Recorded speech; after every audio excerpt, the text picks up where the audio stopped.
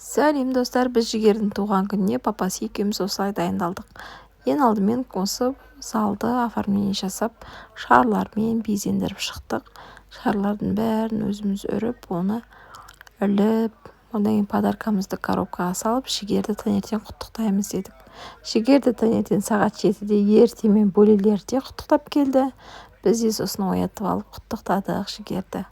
Өзінің подаркасын ашып көр дедік. Конечно, енді Әмірге де подарканы қосып салдық бірге. Әмір екеуіне осы коробканың ішінде сыйлық болды. Осы коробканы енді Жігер мен Әмір аша алмай тұр. Қазір былай тартады, былай тартады әйтеуір. Әрең дегенде ашады достар қазір. Қараңдар, қандай сыйлық шығады деп ойлайсыздар.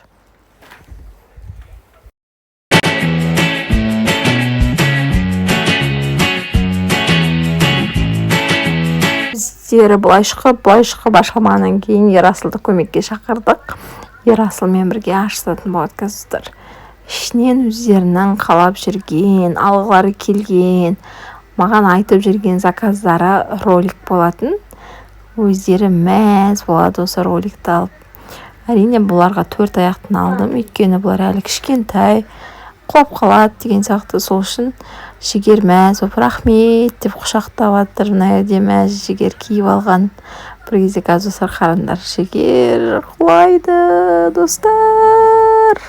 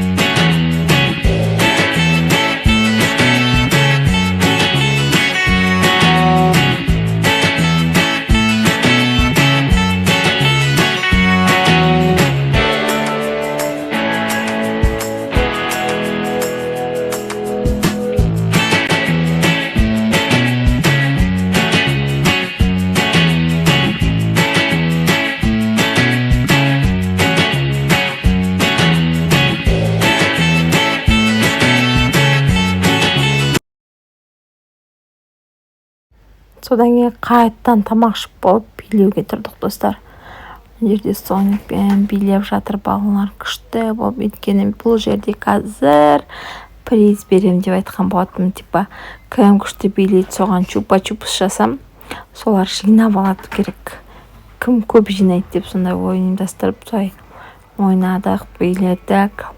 Күшті болды. Қазір қараңдар, осы жерде чупа-чупс шашасын бәрі жапырлап жатып қалады ғой қазір. Қызық прямо. Сонымен биылғы жігердің туған күнін осылай күшті қылып қарсы алып өткіздік достар. Біздің парақшамызға тіркеліп, лайк, комментарийлеріңізді аямай жазып отырыңыздар. Алдағы уақытта көптеген күшті видеолар салатын боламыз.